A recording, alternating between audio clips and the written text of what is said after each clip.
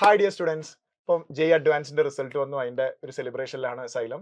നമ്മൾ ഈ വർഷം ഏകദേശം 23 പിള്ളേരെയാണ് ഡിഫറെന്റ് ഇന്ത്യയിലെ പ്രീമിയർ IIT-കളിലേക്ക് നമ്മൾ എത്തിച്ചത്. അപ്പൊ അതിൽ ഷാനാണെന്ന് നമ്മോടൊപ്പം ഉള്ളത്. ഷാൻ നമ്മുടെ കോഴിക്കോട് ജെയ് റിപ്പീറ്റർ പ്രോഗ്രാമിലെ സ്റ്റുഡന്റ് ആയിരുന്നു. 1 ഇയർ റിപ്പീറ്റർ പ്രോഗ്രാമിലെ സ്റ്റുഡന്റ് ആയിരുന്നു. ഷാൻ, യെസ്. എന്താ വിശേഷം? ഇപ്പൊ റിസൾട്ട് സുഖം. വന്നിട്ട് എങ്ങനെയുണ്ട്? സന്തോഷം. എക്സ്പെക്ട് ചെയ്തിരുന്നു അങ്ങനെ ഒരു അതെ. ആ ഒരു ഫോക്കസിൽ തന്നെയാണ് പഠിച്ചത്? അതെ, അതെ. ഓക്കെ, എത്ര റാങ്ക് വരുന്നു ഓൾമോസ്റ്റ്? 10 qualify OBCയിൽ 10,000 അടുത്ത് വരുന്നുണ്ട്. ആ. കാറ്റഗറി 24 വരുന്നുണ്ട്. അപ്പം ഏത് IIT പ്രിഫർ ചെയ്യുന്നത്? മോസ്റ്റ്ലി ഫസ്റ്റ് ഓപ്ഷൻ ഒക്കെ കൊടുത്തത് മദ്രാസ് ആണ്. മദ്രാസ് കിട്ടാൻ ചാൻസ് ചാൻസ് ഉണ്ട്. യെസ്. ഏത് ബ്രാഞ്ചാണ്? ഇലക്ട്രിക് കിട്ടാനാണ് ചാൻസ് അപ്പം നോക്കിയപ്പോൾ. IIT മദ്രാസിലേക്ക് ഇലക്ട്രിക്കൽ ആൻഡ് ഇലക്ട്രോണിക്സ് എഞ്ചിനീയറിംഗിലേക്കായിരിക്കും ഒരു പക്ഷേ ഷാൻ എൻറോൾ ചെയ്യാൻ പോകുന്നത്. അതിന്റെ വിശേഷങ്ങൾ ഇനി അതിന്റെ ശേഷമുള്ള വിശേഷങ്ങളൊക്കെ നമുക്ക് പിന്നീട് അപ്ഡേറ്റ് ചെയ്യാം. അപ്പൊ ഞാൻ ചോദിക്കട്ടെ, ആദ്യം എനിക്ക് Yes. ചോദിക്കാനുള്ളത്, IIT-യിൽ പഠിക്കണം എന്നുള്ള ഒരു ഇൻസ്പിറേഷൻ, ഒരു തോന്നൽ എവിടുന്ന വന്നത്? ഈ നമ്മളിപ്പോ ഇന്ത്യയിലായതുകൊണ്ട് നമ്മൾ ഇന്ത്യയിലാണ്. ആദ്യമേ കോമ്പറ്റീഷൻ വളരെ കൂടുതലാണ്. അതിപ്പോ ഏത് ഫീൽഡ് എടുത്താലും നല്ല കോമ്പറ്റീഷൻ ആണ്. അപ്പോൾ പിന്നെ ആ ഇന്ത്യയിലുള്ളതിൽ ഏറ്റവും നല്ല ഇൻസ്റ്റിറ്റ്യൂട്ട് പഠിച്ചാൽ നല്ലൊരു ജോലി പ്ലേസ്മെന്റ് ആവുന്നു എന്ന് തോന്നിയതുകൊണ്ടാണ് IIT തീരുമാനിച്ചത്. അപ്പൊ പ്ലസ് ടു പഠിച്ച് പ്ലസ് ടു ഞാൻ സ്റ്റേറ്റ് സ്കൂൾ എൻ്റെ നാട്ടിലാണ്. നാദാപുരത്ത് അല്ലേ? അതെ. അപ്പൊ Nadapuram normal state government school. Yes. അപ്പോ ആ സമയത്ത് എന്തെങ്കിലും ജെയുടെ കോച്ചിങ്ങോ അങ്ങനെ എന്തെങ്കിലും ചെയ്തിരുന്നോ? അപ്പോ ജെഇ അടുത്ത് വന്നപ്പോ ഒരു മാസം 1.5 മാസം അങ്ങനെ പ്ലസ് യൂട്യൂബ് ടുവിന്റെ പ്ലസ് അതെ എക്സാംസ് നടന്നുകൊണ്ടിരിക്കുമ്പോൾ യൂട്യൂബ് നോക്കി കുറച്ച് പഠിച്ചായിരുന്നു. അപ്പൊ പ്ലസ് ടുവിന്റെ ലാസ്റ്റ് ആണ് ഈ IIT എന്ന് പറയുന്ന ഒരു അതെ അതെ സ്വപ്നമൊക്കെ വരുന്നത്. അതെ. അപ്പം പ്ലസ് ടു ബോർഡ് എക്സാമിന് എങ്ങനെ ഉണ്ടായിരുന്നു പെർഫോമൻസ് ഒക്കെ? നല്ല പെർഫോമൻസ് ആയിരുന്നു. 94%. ആ വർഷം ചെയ്തിരുന്നോ?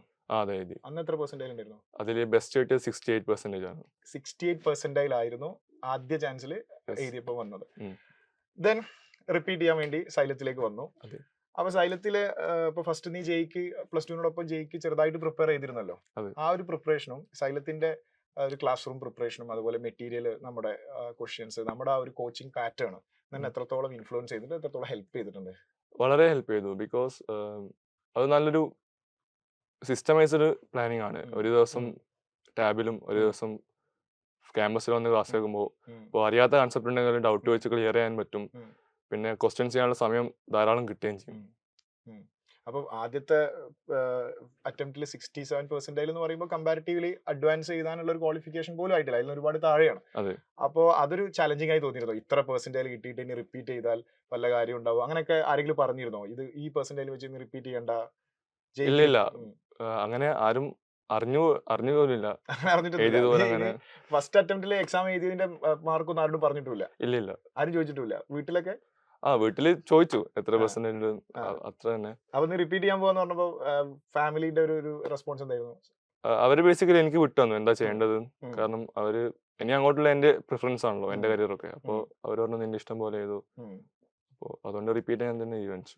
അപ്പൊ റിപ്പീറ്റ് ചെയ്യുന്ന സമയത്ത് ജെഇ മെയിൻസ് ആണോ അല്ല അഡ്വാൻസ് ആദ്യമേ ഫോക്കസ് ചെയ്ത് പോയിട്ടുണ്ടോ? എങ്ങനെയായിരുന്നു അതിന്റെ ഒരു ജേർണി? ഫസ്റ്റ് ഓഫ് ഓൾ ഞാൻ പറഞ്ഞു IIT ആണ് എയിം എന്നാണ് ഞാൻ പറഞ്ഞത്. അപ്പോ അതിനുവേണ്ടി പരിശ്രമിക്കാനാണ് തീരുമാനിച്ചത്. വീട്ടുകാരോട് IIT എയിമാന്ന് ആദ്യം പറഞ്ഞ് ആ ഒരു രീതിയിലാണ് തുടങ്ങുന്നത്. അതെ. അപ്പൊ മെയിൻസിന്റെ പ്രിപ്പറേഷനും അഡ്വാൻസിന്റെ പ്രിപ്പറേഷനും തമ്മിലുള്ള ഡിഫറൻസ് എന്താണ്? നിനക്ക് ഫീൽ ചെയ്ത ഡിഫറൻസ്? സിമ്പിൾ ആയിട്ട് പറഞ്ഞാൽ കൺസെപ്റ്റ് ക്ലിയറിറ്റി ആണ്. ഒരു കൺസെപ്റ്റ് എത്രത്തോളം ക്ലിയർ ആക്കി പഠിക്കാൻ പറ്റുന്നോ അത്രത്തോളം പഠിക്കുക അഡ്വാൻസിന് വരുമ്പോൾ. അങ്ങനെ അധികം കൺസെപ്റ്റ്സ് പഠിക്കാണ്ട് അറിയുന്ന കൺസെപ്റ്റ് നല്ല ക്ലിയർ ആക്കി കൊണ്ടുപോകുന്നിട്ട് സ്ട്രോങ് ആക്കുക. അതും ഒരു ലിമിറ്റഡ് എമൗണ്ട്. ആൻഡ് മെയിൻസിന് വരുമ്പോൾ മാക്സിമം ക്വസ്റ്റ്യൻസ് ചെയ്യാം. ഇപ്പം കൺസെപ്റ്റ് കുറച്ച് അത്യാവശ്യം എന്താ പറയുക ബെസ്റ്റ് ആയി ക്ലിയർ ആണെന്നില്ല, ക്വസ്റ്റ്യൻസ് ചെയ്യാനുള്ള അറിവ് കിട്ടിയാൽ മതി. മെയിൻസിന് ചെയ്യുന്ന സമയത്ത് number of questions maximum concept വല്ലാതെ ഡെപ്തിലേക്ക് പോകാതെ അതിന്റെ ഒരു പെരിഫറി ലെവലിലാണെങ്കിലും എൻഡ് ഇക്വേഷൻസ് ആണെങ്കിലും പഠിച്ചിട്ട് കുറെ ക്വസ്റ്റ്യൻസ്. അപ്പൊ നീ ഒരു കോൺസെപ്റ്റ് പഠിക്കുന്ന സമയത്ത് അത് മെയിൻസിനനുസരിച്ചുള്ള ഒരു പ്രിപ്പറേഷനും അതിന്റെ ഒരു ക്വസ്റ്റ്യൻ ചെയ്യലും അഡ്വാൻസിന് വേറെ തന്നെ അത് ഫോക്കസ് ചെയ്യാറുണ്ടായിരുന്നു തുടക്കം മുതൽ? ഓക്കെ. ഇഷ്ടപ്പെട്ട സബ്ജക്ട് ഏതാ? ഇഷ്ടപ്പെട്ടത് മാത്സ് ആണ്. ബട്ട് ക്വസ്റ്റ്യൻസ് ചെയ്യാൻ പറ്റുന്നത് കെമിസ്ട്രി ആണ്. ഓക്കെ. ഫേവറേറ്റ് സബ്ജക്ട് മാത്സ് ആണ്, പക്ഷെ കൂടുതൽ പെർഫോം ചെയ്യാൻ പറ്റുന്നത് കെമിസ്ട്രിയിലാണ്. എത്ര സമയം പഠിക്കുമായിരുന്നു ഈ സബ്ജക്ട് ഒക്കെ? ഞാൻ മാക്സിമം സമയം കൊടുത്തത് മാത്സിനാണ്. ബിക്കോസ് സ്റ്റേറ്റ് സിലബസ് ജെയിലേക്ക് വന്നപ്പോൾ ഒരുപാട് ടൈം സ്പെൻഡ് ചെയ്യുന്നുണ്ട്. ഒരു ദിവസം എത്ര സമയം ഇരുന്ന് പഠിക്കും?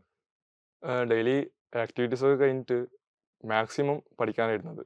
അതൊരു അപ്രോക്സിമേറ്റ്ലി 12 to 13 hours വരെ. ഏത് സബ്ജക്റ്റിനാ കൂടുതൽ സമയം സ്പെൻഡ് ചെയ്യല്? മാത്സിനാണ്, കുറവ് സമയം. കെമിസ്ട്രിക്കും. അപ്പൊ ഫിസിക്സ് അതിന്റെ ഇടയിലുള്ള ഒരു ഫിസിക്സ് അത്യാവശ്യം ഈസിയാണ്, ഉം. പക്ഷെ ക്വസ്റ്റ്യൻസ് നല്ല ക്വസ്റ്റ്യൻസ് വരുന്നുണ്ട്. അപ്പോൾ അതിനിടക്ക് നല്ലൊരു ലിമിറ്റ് വെച്ച് ചെയ്യാനും പറ്റണം. ഹോസ്റ്റലിനൊക്കെ ഉള്ള ഒരു സ്റ്റഡി ഒരു ആംബിയൻസ് ഒക്കെ എങ്ങനെ ഉണ്ടായിരുന്നു? പിയർ ഗ്രൂപ്പ്സ് ഒക്കെ നല്ല എയിമുള്ള ആൾക്കാരായിരുന്നു, അപ്പോൾ ഡിസ്ട്രാക്ഷൻ കുറവായിരുന്നു. ചെയ്യാറുണ്ട്. യെസ്, ഒന്നിച്ചിരുന്ന് പ്രോബ്ലംസ് ഒക്കെ വർക്ക്ഔട്ട് ചെയ്യാറുണ്ട്. അതെ. ഓക്കെ. അപ്പൊ അവരൊക്കെ അവരുടെയൊക്കെ റിസൾട്ട് എങ്ങനെയാ? നല്ല റിസൾട്ട് ആണ്, അവരൊക്കെ കേറി. അപ്പോ ഈ ഫിസിക്സ് പഠിക്കുന്ന സമയത്ത് അഡ്വാൻസിന്റെ നമുക്ക് PYQ ചെയ്യുന്നത് കൊണ്ട്, ഇപ്പം പേഴ്സണലി എന്നോട് ചോദിക്കുകയാണ്, നിനക്ക് അഡ്വാൻസിന്റെ PYQ ചെയ്യുന്നത് കൊണ്ട് കൺസെപ്റ്റ് എത്രത്തോളം മനസ്സിലാക്കാൻ സാധിച്ചിട്ടുണ്ട്? അല്ലെങ്കിൽ PYQ ആണോ അല്ല വേറെ ഏതെങ്കിലും ക്വസ്റ്റ്യൻസ് ആണോ നീ കൂടുതലായിട്ട് ചെയ്തത് കോൺസെപ്റ്റ് പഠിക്കാൻ? അഡ്വാൻസിന്റെ PYQന്റെ ക്വാളിറ്റി വളരെ നല്ലതാണ്. ബിക്കോസ് അത് അവർ ചെറിയ ഐഡിയയിൽ നിന്ന് തന്നെ കൺസെപ്റ്റൽ ഡെപ്ത് പോയിട്ട് ക്വസ്റ്റ്യൻസ് ഉണ്ടാക്കുകയാണ്. അപ്പോൾ നമുക്ക് നല്ലൊരു ഐഡിയയും കിട്ടും. മിനിമം നമ്പർ ഓഫ് ക്വസ്റ്റ്യൻസിൽ നല്ലൊരു സ്ട്രോങ് ആയിട്ട് ബിൽഡ് ചെയ്യാൻ പറ്റും കൺസെപ്റ്റ്സ്. വേറെ ഏതെങ്കിലും ഒക്കെ ക്വസ്റ്റ്യൻസ് ചെയ്തിരുന്നു? വേറെ ഏതെങ്കിലും? അതെ, എന്റെ ടീച്ചേഴ്സ് നല്ല നല്ല ബുക്ക്, അതായത് ഇരിഡോ, DC പാണ്ഡെ, HC വർമ്മ, അതിലൊക്കെ നല്ല ക്വസ്റ്റ്യൻസ് സെലക്ട് ചെയ്തിട്ട് അതെ DPP ആയിട്ട് തരുമായിരുന്നു. അപ്പോൾ അതൊക്കെ ചെയ്ത് അഡ്വാൻസിനും ഇതും ചെയ്തപ്പോൾ നല്ലൊരു കൺസെപ്റ്റൽ ക്ലാരിറ്റി കിട്ടി. അപ്പോൾ അഡ്വാൻസ് ചെയ്തപ്പോൾ മെയിൻസ് പിന്നെ കമ്പാരിറ്റീവ്ലി ഈസി ആയി മാറി. അതെ. അപ്പോൾ ആ DPP കൺസെപ്ഷ്യൽ ക്ലാരിറ്റി ഉണ്ടാക്കാൻ നന്നായിട്ട് ഹെൽപ്പ് ചെയ്തിട്ടുണ്ട്. മാത്സിന്റെ വിഷയത്തില് മാത്സിന്റെ ഇതുപോലെ തന്നെയാണ്. ആദ്യമൊക്കെ അഡ്വാൻസിന്റെ DPP വരും, പിന്നെ നല്ല സെലക്ടഡ് ക്വസ്റ്റ്യൻസ് വരും. അത് അഡ്വാൻസിന് വേണ്ടി ആയപ്പോൾ ഇന്റർനാഷണൽ ഒളിമ്പിയാഡ്സും അതൊക്കെയാണ് വന്നത്. അതിൽ നിന്ന് സെലക്ട് ചെയ്ത ക്വസ്റ്റ്യൻസ് ആണ് വന്നത്. പിന്നെ മെയിൻസിൽ വന്നപ്പോൾ ജസ്റ്റ് PYQ മാത്രമേ ചെയ്തുള്ളൂ. അപ്പൊ ആ അഡ്വാൻസിന് നിങ്ങൾ പ്രിപ്പയർ ചെയ്തല്ലോ, പല ബുക്കിൽ നിന്ന് right hand picked questions solve ചെയ്തല്ലോ. ആ ഒരു പാറ്റേൺ തന്നെ ആയിരുന്നോ ഈ വർഷത്തെ അഡ്വാൻസിന്റെ ക്വസ്റ്റ്യൻ പേപ്പർ? അതെ, തീർച്ചയായും. ചില ക്വസ്റ്റ്യൻസ് ഉണ്ടായിരുന്നു, കോൺട്രവേഴ്സി ഒക്കെ ഒന്ന് കേൾക്കുന്നുണ്ട്. എക്സാമിനേഷൻ ഹാളിൽ ഇരുന്നിട്ട് സ്റ്റക്ക് ആയ ഏതെങ്കിലും ക്വസ്റ്റ്യൻ ഉണ്ടോ? ഇതെന്താണ് ക്വസ്റ്റ്യൻ മനസ്സിലായി, അങ്ങനെ എന്തെങ്കിലും സിറ്റുവേഷൻ ഉണ്ടായിട്ടുണ്ടോ എക്സാമിനേഷൻ ഹാളിൽ? ഇല്ല, എല്ലാ ക്വസ്റ്റ്യനും ഐഡിയ കിട്ടി. ടൈം സ്പെൻഡ് ചെയ്യേണ്ടതുകൊണ്ട് ചില ക്വസ്റ്റ്യൻസ് സ്കിപ്പ് ചെയ്തു. അതൊരു ഇന്റലിജന്റ് മൂവ് ആണ് അല്ലെ? ചില ക്വസ്റ്റ്യൻ നമുക്ക് ടൈം കൺസ്യൂമിംഗ് ആണെന്ന് തോന്നി കഴിഞ്ഞാൽ അത് സ്കിപ്പ് ചെയ്യാം, നമുക്ക് അറിയുന്ന ക്വസ്റ്റ്യനിലേക്ക് പോവാന്നുള്ളത്. പ്രഷർ ഉണ്ടായിരുന്നു എക്സാമിനേഷൻ ഹാളിൽ? ഒരു അഡ്വാൻസ്ഡ് എക്സാം തുടങ്ങിയപ്പോ ഉണ്ടായിരുന്നു, പിന്നെ ആ ഫ്ലോയിൽ അങ്ങ് കയറിയപ്പോ കുഴപ്പമില്ലാണ്ട് പോയി, മറന്നു. പിന്നെ ഇങ്ങനെ ചെയ്തു പോയി, ആ കണ്ടന്റിൽ ഇൻവോൾവ് ആയി. അതെ. ഓക്കെ. പിന്നെ എക്സാമിനോട് അടുക്കുന്ന സമയം ഉണ്ടാവില്ല, അതായത് ജെയുടെ സെക്കൻഡ് ഫേസ് കഴിഞ്ഞിട്ട് ജെയ്ക്ക് എത്ര പെർസെന്റേജ് ആയിരുന്നു? 97. ഓക്കെ, 67% ഒരു വർഷം കൊണ്ട് 97%ലേക്കും അഡ്വാൻസ്. ഓക്കെ, ഭയങ്കര വലിയ പെർഫോമൻസ് ആണ്, വലിയ മാറ്റമാണ് ഒരു വർഷം കൊണ്ട് നിങ്ങൾക്ക് ഉണ്ടായത്. ഓക്കെ, എനിവേ ആ ജെയുടെ സെക്കൻഡ് ഫേസ് എക്സാമിനേഷൻ കഴിഞ്ഞിട്ട് പിന്നെ നമുക്ക് കുറച്ച് സമയം ഉണ്ടല്ലോ അഡ്വാൻസ്ഡ് എക്സാമിന്റെ ഇടയിൽ. ജെയ് മെയിൻ 2 ഷിഫ്റ്റും കഴിഞ്ഞു, പിന്നെ അഡ്വാൻസിന്റെ ഇടയിൽ കുറച്ച് ദിവസങ്ങളുണ്ടല്ലോ. ആ ദിവസം അത് വളരെ ക്രൂഷ്യലായ ഡേയ്സ് ആണ്. ആ ദിവസം എങ്ങനെയാണ് നീ പ്രൊഡക്റ്റീവായിട്ട് യൂസ് ചെയ്തത്? ഫസ്റ്റ് ഓഫ് ഓൾ രാവിലെ എണീക്കും. എണീക്കണല്ലോ, രാവിലെ എണീച്ചിട്ട് പിന്നെ അഡ്വാൻസിന്റെ PYQs ഉണ്ടാവും, അതൊന്നും കൂടി ചെയ്യും. ആദ്യം ചെയ്താണെങ്കിൽ പിന്നെയും ചെയ്യും. പിന്നെ അതിൽ തന്നെ ടഫ് ക്വസ്റ്റ്യൻസ് ഉണ്ടെങ്കിൽ അത് ഒന്നും കൂടി ചെയ്തു നോക്കും. പിന്നെ കെമിസ്ട്രീന്റെ ഇനോർഗാനിക് അതൊന്ന് വായിച്ചു നോക്കും. ഓർഗാനിക് കെമിസ്ട്രീന്റെ മെക്കാനിക്സ് നോക്കും. പിന്നെ മാത്സ് മെയിൻലി PYQ തന്നെ നോക്കിയത്. പിന്നെ DPP സമയം ഉണ്ടെങ്കിൽ ഒന്ന് റിവൈസ് ചെയ്യും. അപ്പൊ ഇതൊക്കെ ക്ലാസ്സിൽ ചെയ്ത ക്വസ്റ്റ്യൻ തന്നെയാണ്. ക്ലാസ്സിൽ നിങ്ങൾ ഏത് എങ്ങനത്തെ PYQ തന്നെയാണോ അല്ല വേറെ ഏതെങ്കിലും ക്വസ്റ്റ്യൻസ് ആണോ? അതെ, മെയിൻസിന് PYQ ആണ് ചെയ്തത്. പിന്നെ അഡ്വാൻസിന് ഞാൻ പറഞ്ഞല്ലോ, നേരത്തെ പറഞ്ഞല്ലേ സെലക്ടഡ് പല ബുക്കുകളിൽ നിന്നുള്ള ക്വസ്റ്റ്യൻസ്. അതെ, അതൊക്കെ ഭയങ്കര രസമായിട്ട് തോന്നിയിട്ടില്ല ആ ക്വസ്റ്റ്യൻസ് ഒക്കെ? അതെ, നല്ല ക്വസ്റ്റ്യൻസ് ആണ് മെയിൻലി സെലക്ടഡ് ആയതുകൊണ്ട് നല്ല കൺസെപ്റ്റും കിട്ടും. പിന്നെ ലാസ്റ്റ് ടൈമിൽ നമ്മൾ മോക്ക് എക്സാംസ് ഉണ്ടായിരുന്നല്ലോ, ഒരു ഒന്നിടവിട്ട ദിവസങ്ങളിലായിട്ട് കുറെ മോക്ക് എക്സാംസ് ഉണ്ടായിരുന്നല്ലോ അഡ്വാൻസിന്റെ. അതെങ്ങനെ ഉണ്ടായിരുന്നു? ആ എക്സാംസ് എത്രത്തോളം ഹെൽപ്പ് ചെയ്തിട്ടുണ്ട് അഡ്വാൻസിന്? വളരെ ഹെൽപ്പ് ചെയ്തിട്ടുണ്ട്. ബിക്കോസ് അവര് ടൈപ്സ് ഓഫ് പേപ്പേഴ്സ് ആണ് തന്നത്. ഒന്ന് ഹാർഡസ്റ്റും പിന്നെ ഈസിയസ്റ്റും തന്നു. എങ്ങനെ എക്സാം എങ്ങനെ വരാന്ന് പറയാൻ പറ്റില്ലല്ലോ. അപ്പോൾ ചിലത് മാത്സ് ടഫ് ആക്കി, ചിലത് കെമിസ്ട്രി ടഫ് ആക്കി, ചിലത് മൂന്നും ടഫ് ആക്കി. അങ്ങനെ വന്നപ്പോൾ ഒരു ഐഡിയ കിട്ടി എങ്ങനെ അറ്റൻഡ് ചെയ്യണം, എങ്ങനെ അറ്റാക്ക് ചെയ്യണമെന്ന്. അപ്പോൾ അഡ്വാൻസിനും അത് വളരെ ഹെൽപ്പ് ചെയ്തു.